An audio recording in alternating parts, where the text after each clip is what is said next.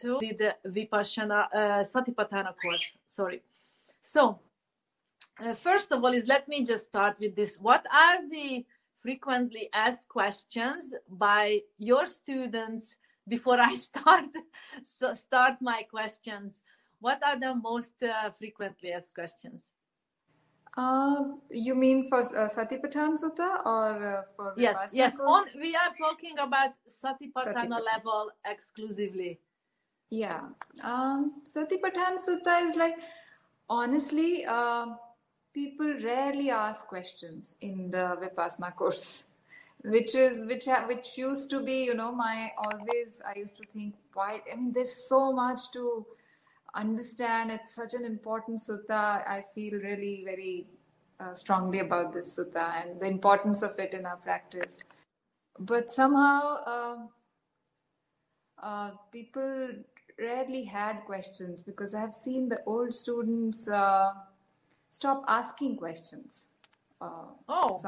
And that's why, I mean, I need to really literally push them a bit sometimes to, wake them up and make them realize that this is a whole course devoted to a sutta and a study of the sutta. We are allowing a book there. We giving you a notebook to make notes and study it. And then this was my first Satipatthana Sutta that I conducted in a proper way. Actually, I did one last year, but that was just my first one, and I did it with another senior teacher. So I was just trying to understand, and I realized nobody asks any questions, rarely. So this time I, made sure that I tried to push people a bit and make them ask some questions. And yes, so this was my first experience too. Yes, you did an excellent job on that. So I actually went through, I sat there on all the sittings, listening to everyone, what were the questions, and so was my question, and so was my husband's questions. We had a little interview, and everything just got all wonderfully together.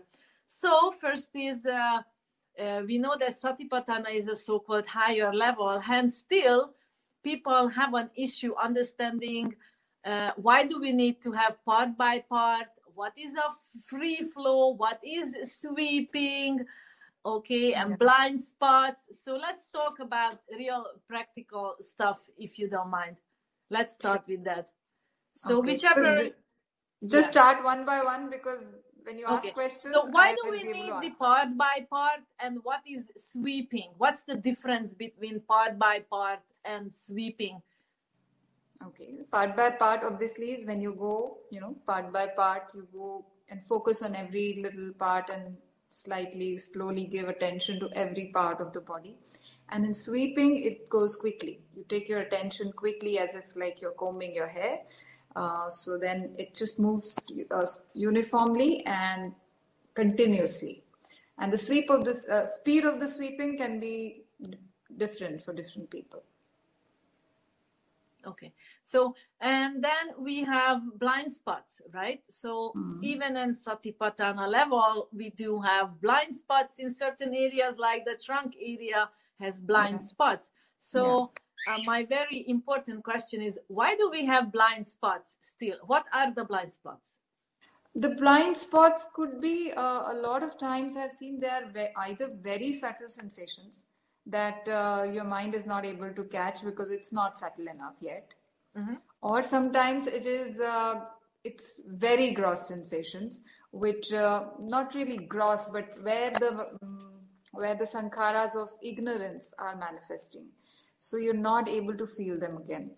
So one test is, if you again sweep, if you go quickly, if you take your attention quickly through that part, and if it goes, then that means there is a subtle sensation. It is subtle sensation which can be felt, and it's the subconscious mind is feeling, and you're able to move through it. Otherwise, like a knot in the hair, if you take the comb, it'll get stuck. So if it's a very strong gross sensation which is blocking you there, then your attention will not pass through. And if it's very subtle sensations which your mind is too gross to feel, then it will just pass through. Yeah.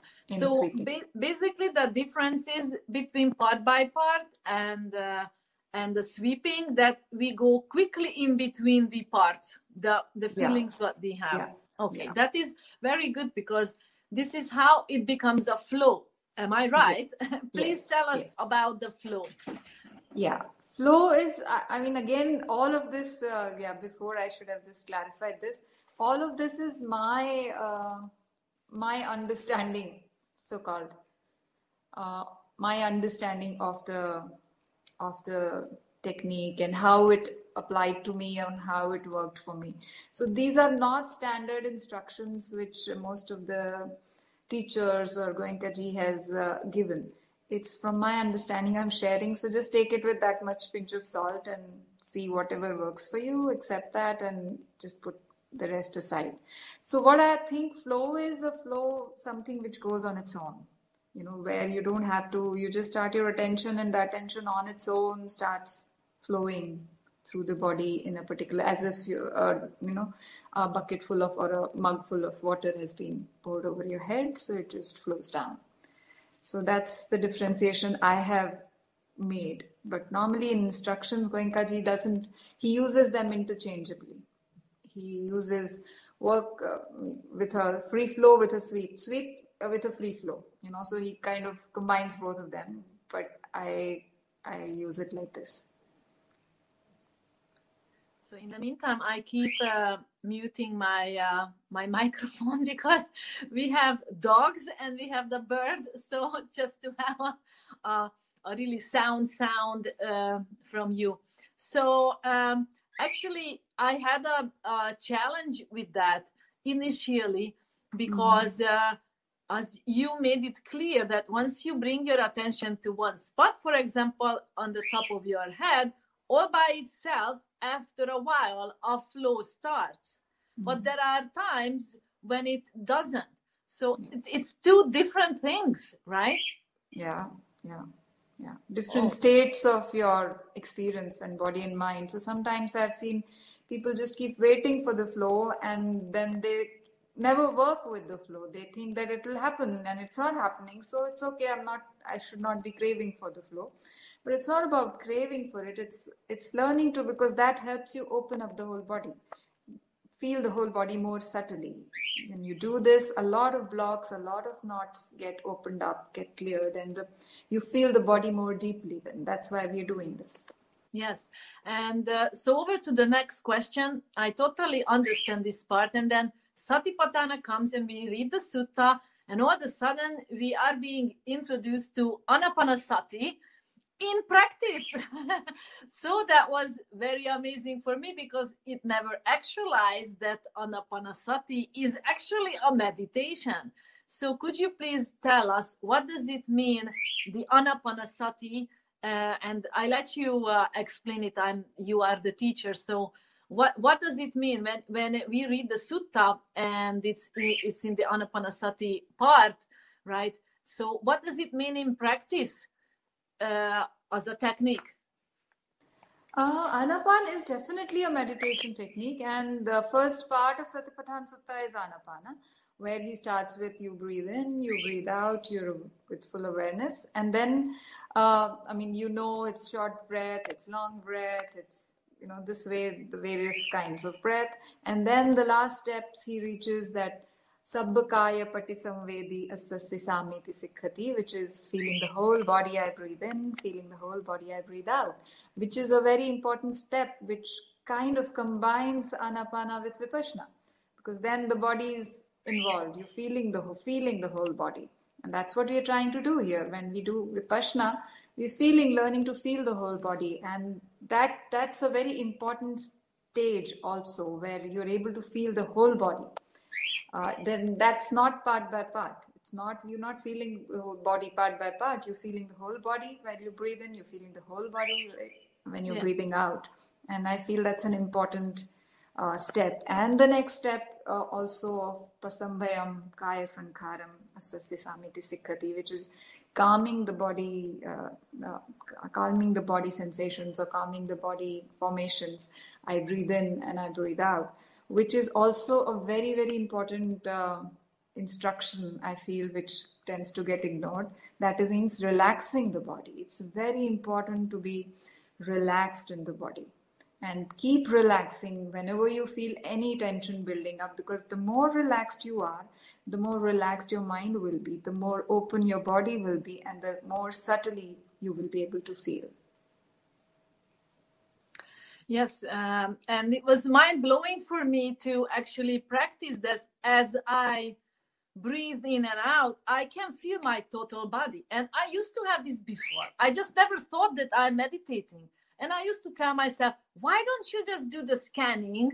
And you just cannot do the scanning. Why cannot you do the scanning? So as you are saying, by itself, breathing in and out and feeling the whole body and relaxing the whole body, breathing in and out, is actually a meditation part of Vipassana on the Satipatthana level. Yes, I would say at least for me, that's how it came to me. So actually, if anyone just sits down and just feels the body and just breathe, actually you are doing Vipassana. Is it right?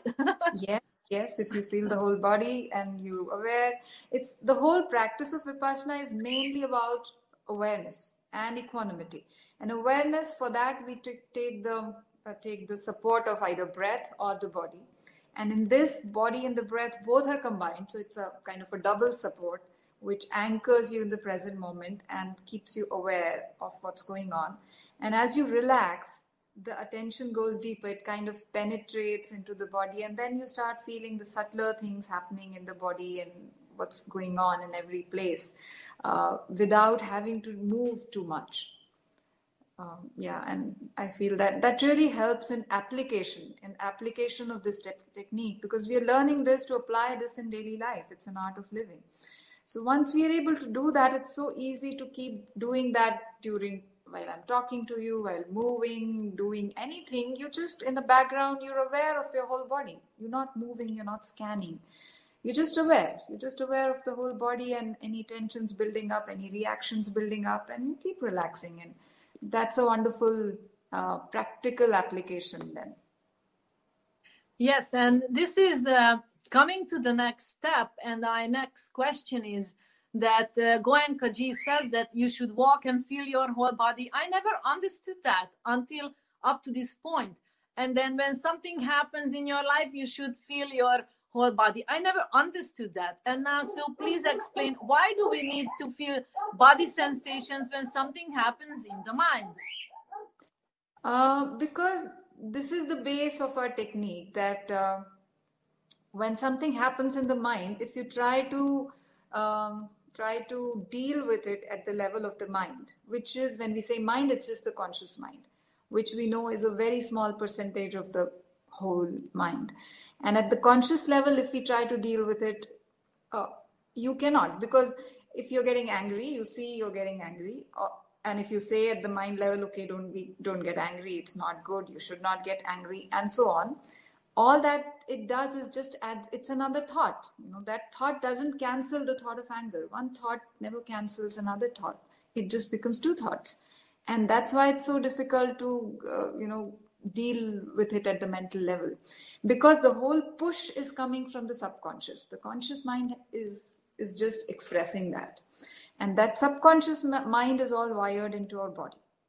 And that's why as we start feeling the body, the sensations, which are the root, from the sensation the anger has come. The root of our anger is some sensation which was felt, which is making you, react in a way of anger. So if you feel that sensation on the body and learn to relax it, constantly keep relaxing that. At the root level, you're observing it, you're allowing it not to build up.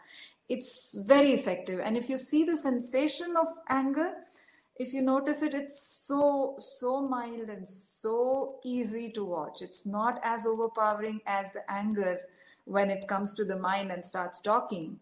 When it becomes words, it really gains a lot of momentum and power. While with sensation, you realize, oh my God, this is such a simple sensation of some pressure or some heat somewhere or some vibration. I can easily watch it without, reacting to it. So that becomes very simple then. Yes, very simple. And now I can say also, because I've been practicing it, And it's amazing how in a split second you come out of emotions because you divert attention to within, to some body sensation. So, and then you said during the course that please look for some reactions in the body. So please tell us about that a body is always reacting within. So how is that? Please tell us in detail. Yeah, that's something which again is something I figured out, and it works really well for me, is that it was always the core, the main importance was awareness and equanimity, right? So awareness, okay, I understand being aware of the body, breath, being aware itself. But the equanimity part was always tricky. I was never very happy with, how to be equanimous. How do I make sure that I'm equanimous? But just by saying be equanimous and at the conscious level doing nothing doesn't ensure equanimity, because I know I'm reacting. As long as I'm not enlightened, I must be reacting somewhere. So where is that reaction? Am I just putting a layer of, belief or comforting myself or fooling myself that, okay, I'm not reacting, I'm sitting, just because I'm not making any physical movement or I'm not saying something on my conscious level? So then I started looking for reactions. I must be reacting. Now, what's my reaction? And I know that there is a unpleasant feeling in the mind. If there's an unpleasant experience, I'm not liking it. If I'm honest, I know I'm not liking it. And that's a reaction. So when I started looking in the body for that feeling of I'm not liking this, I realized that my body gets tensed up. There is small little points where the tension is building up. Whenever I'm resisting any experience, present experience, that resistance is a reaction, and that reaction can be felt in the body. And that's most of the time some kind of a tension building up. And if you can start noticing it, you'll realize so many of these tensions which are so habitual that you don't even notice unless you look for them. It becomes a natural state. So when I said people look for this tension in the body, and then they come and tell me, oh, I realize my shoulders are tense, my stomach I'm tense, my face I'm tense, and it's so easy to just relax. Once you notice it, it's so easy to relax. And those are all the reactions which are building up on the body, the subconscious reactions. So as you let go of them, your mind calms down and you realize the reaction in the conscious mind starts automatically reducing. Yes, and this is amazing. And then again, we are speaking about experience, and this was also my experience. And anyone who is listening to this video have an experience, that keep practicing and you will get there. And how amazing how you made sense how Buddha made this process step by step, and why. Could you please tell me about that? I haven't put down this question, but it just occurred to me that I should ask you that, because that was a wonderful experience, listening and experiencing that actually, yes, one is a prerequisite to the next. So Vipassana starts with what, and then how do we go and we get to the Satipatthana level? And you just cannot start with the Satipatthana right away. Is that right? Not necessarily. Even in Satipatthana Sutta, it goes step by step. The first step of Anapana is I watch my breath. I'm aware of my breath. It is a short breath. It's a long breath. I'm aware that I'm, So you can, all of those Satipatthana Suttas, Pabbam, that every meditation that has been mentioned in Satipatthana Sutta is taking you gradually. So there's no level that you need to reach to start practicing Satipatthana Sutta meditations. So really. It is required to have 3 Vipassana. Yeah. So that's my question is really that, why do we need to have? Because some people say, oh, I just want to go to Satipatthana course. And then I say, you keep practicing and do the required courses because it makes sense why you need to do that. So what happens then? So the body opening up, that's the whole idea. Yeah. Because to make some sense of the deeper levels of Satipatthana Sutta, Because the beginning ones, that's why we're practicing the beginning levels in the first few courses. And once you master those, a bit of it, your body becomes sensitive enough. You dealt with the initial problems of sitting and the pains of sitting. And because first few courses sometimes just go in learning to sit and learning to, acclimatize yourself to a course. And that's why perhaps, because it's a deeper study, it's supposed to be a deeper study of a serious sutta. So you should be slightly mature in your practice so that you can really reap the benefits. A first-time student would not be able to understand the deeper levels at all. So then it will be kind of wasted on him. And that's why a slight maturity in practice is expected. Yes. And it's, if I look back, I had a blind spot on my trunk for 7 years. On my first Satipatthana course, I had my first free flow. So now I can actually, by experience, know that you have to have the practice, because your body, as you said, slowly opening up for you to show you sensations to feel. Yeah. Right? Yeah. Because we are actually learning to feel. That's the job of what we are doing. We have so much in our minds, and experiencing that the mind can do one thing. And Goenkaji also said that in his discourse, that it either feels something of a physical sensation, and you said it so amazingly during the course. You just said, just feel it. Feel that sensation 100%. Don't intellectualize with it. Don't ask questions. Just feel it. So once you actually breathe enough just to feel that pain or whatever that is, your mind stops. So, and I told you when I went to see you that it was mind-blowing experience, that the morning the moment I 100% latched onto a physical feeling anywhere, the mind is not working. It is blown away. Yes, exactly. Exactly. That's the main distinction we need to make to learn between thinking and feeling. We are right now too much into the thinking part and too little into the feeling, because thinking overtakes. The more and more you start feeling without thinking, learning to feel completely without thinking, and that's what is sensation, you realize that the mind is not needed.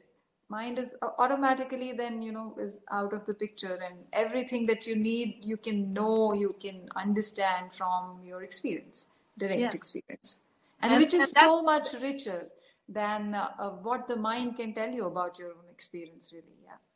So this was amazing when you said that, you can stand in front of a tree and you can give us 100 pages to write an essay about the tree, and you can still not describe how you can feel the tree. So that's undescribable, and how you just feel. Then you have solutions, you have thoughts from the Dhamma. Something just comes to you to resolve all those issues. And it made so much sense when you said people go to the intellect to find a solution, whereas it's contaminated, it's full of defilements and cannot tell you the truth. And if you are latched onto your physical sensations, then you will feel what's the right thing to do. Yes, and so we have awareness, as you said, we have awareness as a faculty for us. And then we have objective observation, not reacting, and then it will give you the wisdom, right? Yes. Awareness is our true nature, you cannot be not aware, but that awareness gets all sucked into objects of awareness, the mind talking about it, and just bringing it back to your experience just anchors you fully. And the wisdom comes from your direct experience, not through the intermediation of the mind. Yes, and just beautiful experiences, and I wish everyone who is watching experience this. So if you experience this and you have any questions, please, you can just comment it here, or we can have your email address this is also in a private group format, so it's not for everyone. We understand that. So if I may go further, so we cleared so many of my questions here on my list. So the next is, because I also dream a lot during Vipassana courses, a lot, and crazy dreams. So why do we dream so much? And why are those so crazy dreams? We normally don't have that on a normal daily life. Yeah, it's again the subconscious, unloading itself at the level of conscious mind. Because the barriers between conscious and the subconscious mind, we're taking them off by feeling the body, because not feeling the body itself is a barrier between the conscious and the subconscious mind. The moment we open our body for the conscious mind to be felt, we are breaking that barrier, and a lot of that starts flowing into the conscious mind, comes up for resolution, as I say. So that's what they say, sankharas, or patterns or memories, and everything that's stored comes up on the conscious mind. And whenever it comes up, just remember it's up for release. It's not something being created new. You just allow it to burn itself, express itself, and it's done. So it's great that if that's happening, then you're throwing out a lot of junk from your system. Deep cleaning. Yeah. Seasonal deep cleaning. So what do we do when we have like nightmares? Like really the mind is doing such a thing that you have a storm, so-called. What do we do to regain our normalcy? Yeah, you just first step is relax. Keep relaxing the body, because all our reactions and tensions start building up on the body because the mind starts panicking or resisting or fighting it. So if you can just relax and feel your body or feel your breath and keep relaxing, that itself will divert your attention to the body and also not allow any reactions to build up too much. Even if you can do it in between, I'm sure if it's a storm, that it will keep pulling you. It will constantly keep pulling you. But if you can keep coming back to it once in a while for a little bit, that's good enough. And then even if you just understand intellectually that this is, whatever is happening is for the good. And it's obviously our nature. It's passing. It's coming up and it's passing. And it's coming up, it's passing. So it's good. So let me just, let me hold on, let me relax. It's like a storm. When a storm comes, you don't push through the storm. You just wait, find a shelter and wait for it to pass. So same way, find that shelter in your body and keep relaxing yourself there and wait for it to pass, and it will pass. And it'll be a wonderful thing. Yes, and it's anatta, it's not you. So that's a good thing also. Yeah, and then there was something with the hands. So I like to bring this into this conversation, that if there is something really overpowering on your mind, then you can use your hands. So could you tell us, because we can create physical sensations in our hands to direct sensations, the focus onto our hands. And that one. Okay, that's more work on the extremities. Because normally we say when you're very overpowered with something, then it's very sometimes difficult to keep the mind calm. And then it helps to work on the extremities, on the fingertips or your toes, your feet, tips of your toes. Just keep feeling the sensations there. And one reason that Goenkaji says is that the sensations there are normally very subtle and mild.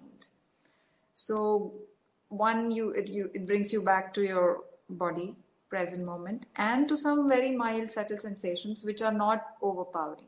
So distracts you from those strong sensations coming up, and that helps you calm down. And the fact of calming down helps it get released.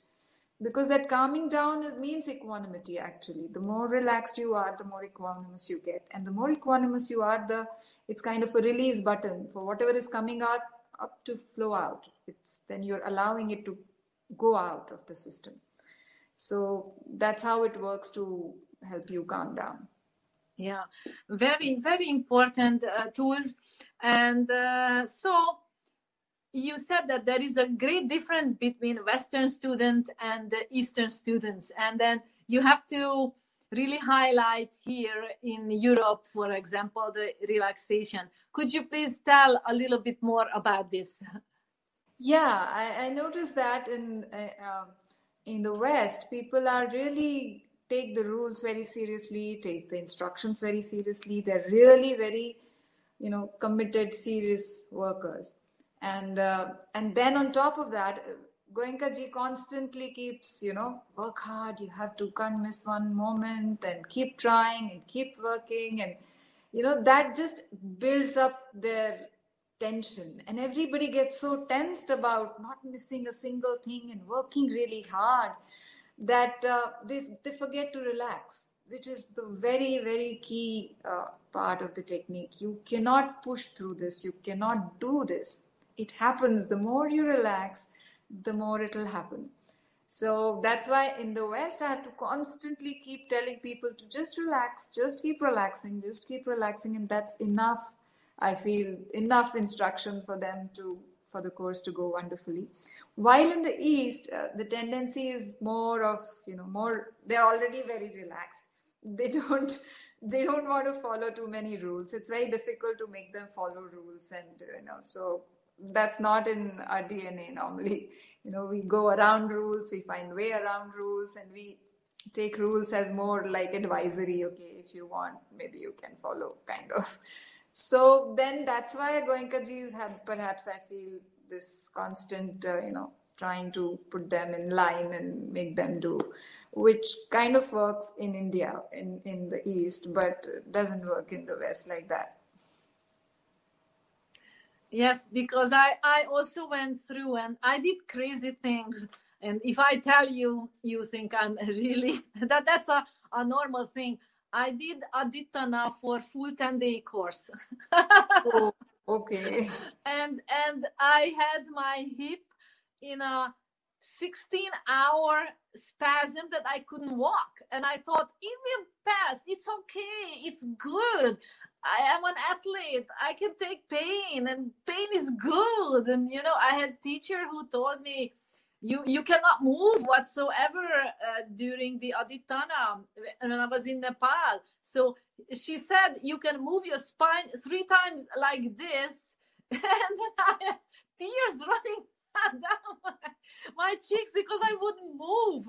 So it was hard to learn to relax. It was a task. It was a big job, which this is last year. I learned it on like day 6. And now with you, it's just like hard work to keep relaxing and just go there on a, and I don't do Aditana anymore because I can't. It's just too much, and I don't want to expose myself to such extremities anymore. And just go there and say, okay, I'm on a holiday. I'm gonna sit here on this Aditana session in this group sitting like I'm on a holiday, and I'm just going to observe sensations like I'm on a holiday. And it made it so much easier that I'm not hating sitting in a group sitting, and I'm looking forward to it. I have no expectations because I'm on a holiday anyway. Yes, that's such a wonderful attitude, actually, because in fact in Satipatthana Sutta, and when he's explaining the bhujangas, the 7 bhujangas, the virya, when he talks about virya, which is effort, and energy and effort, there he says the toughest thing to do is to do nothing. So this whole thing is about doing nothing, but somehow it gets that gets lost, and people are so trying to do something.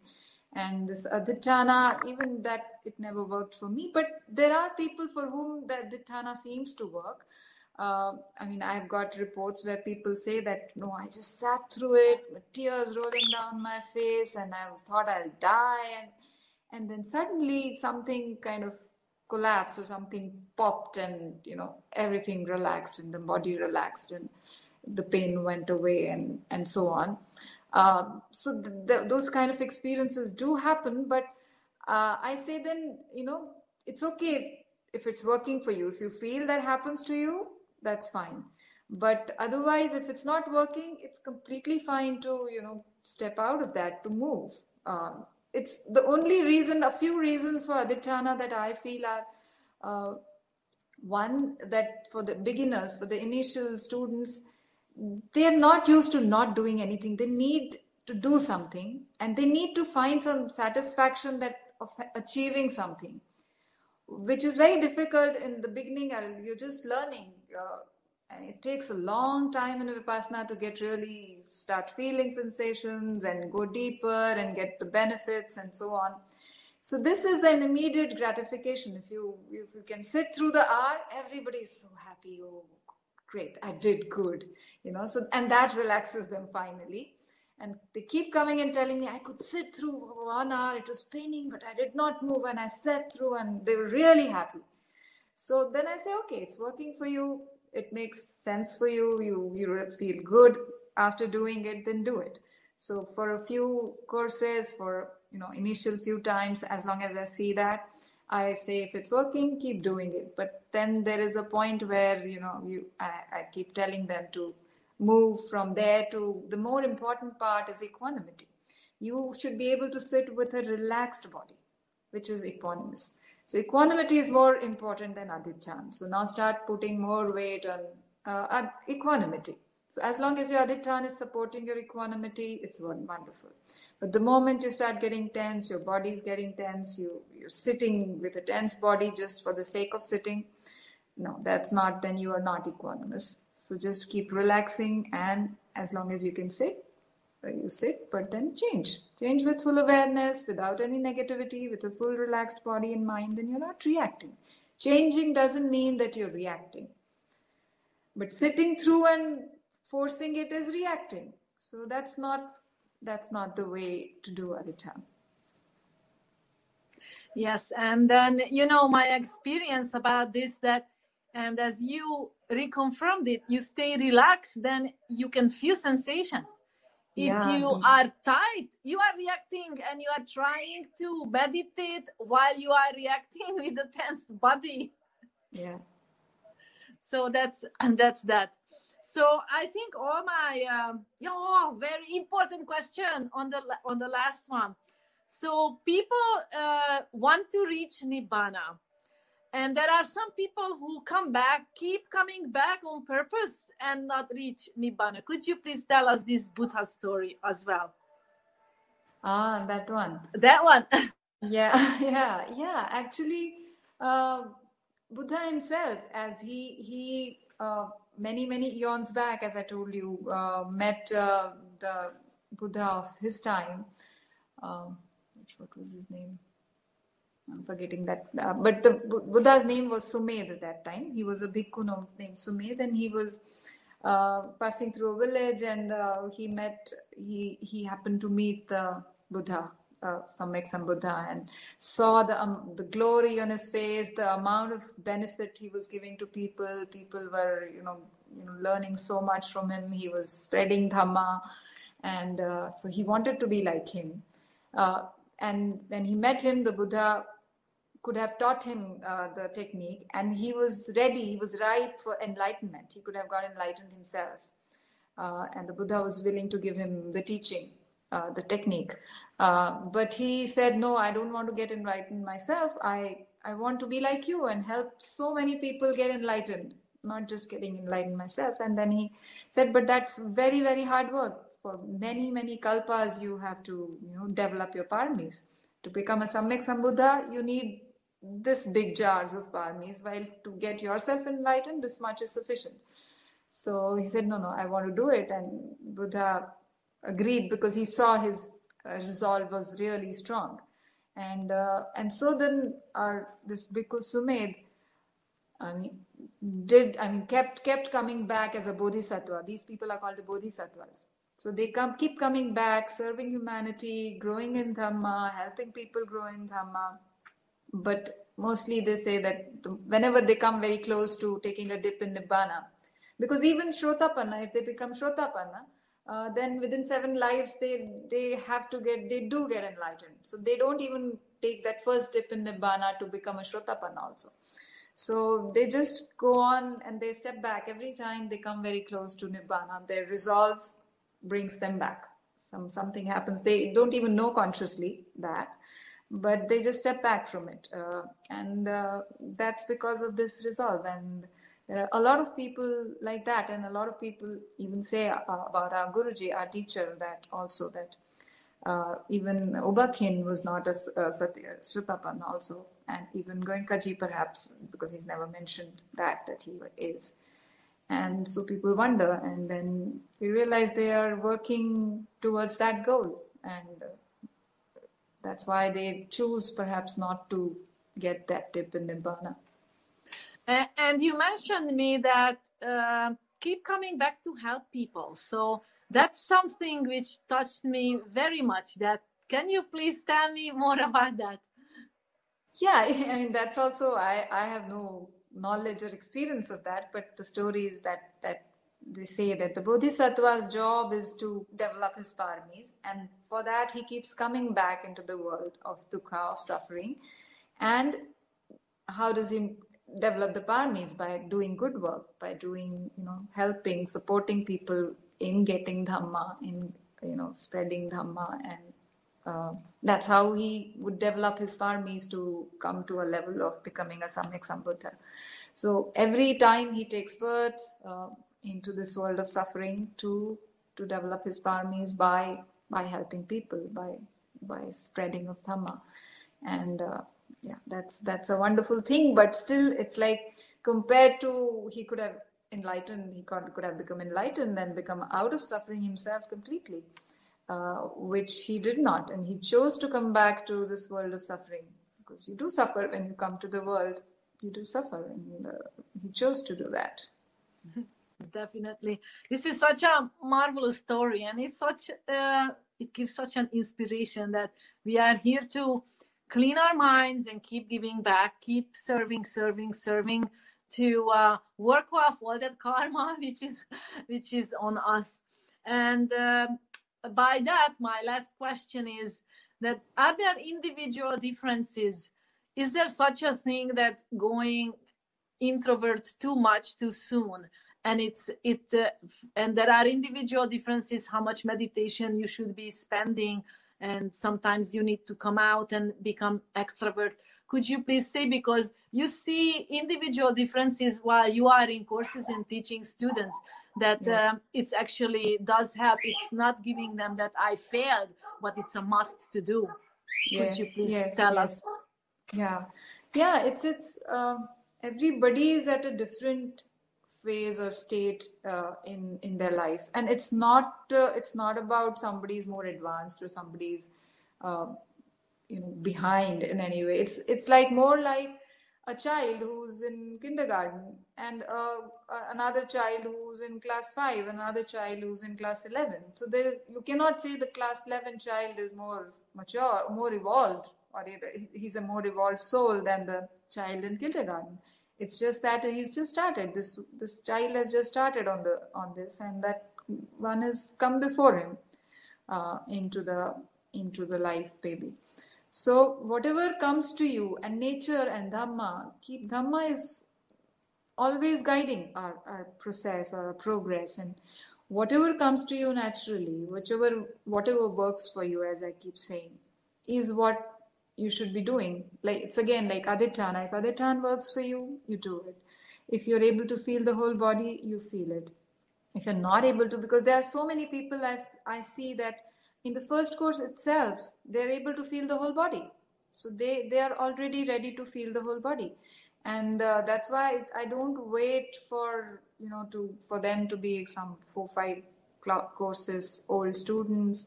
But so many times, in fact, more and more I'm seeing this more and more. The new generation is perhaps more evolved, I don't know. But they're able to feel the whole body. So they don't need to do... I mean, I shouldn't be saying this really, because Goenkaji was very particular about doing part by part constantly. But I feel that the part by part is done to be able to feel the whole body.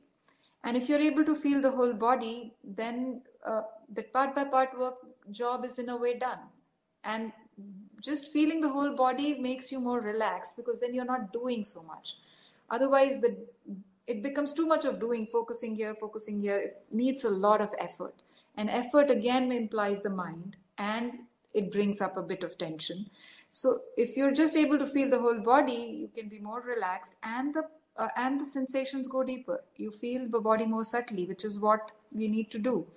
So if that's not happening with you, if you feel that your body is getting more gross, if you sit with the whole body, if you're not moving, then your mind is becoming grosser, and you feel grosser and grosser sensations, and you're jumping from here and there, then you go back to part by part. So Goenkaji also always gives a reason. Whenever he says something to do something, he gives a reason, and you should always look at that reason. Because on day one, he gives answer to this question when somebody asks, why should we move? Why can't we sit with just feel the whole body, and whatever we feel, we keep feeling.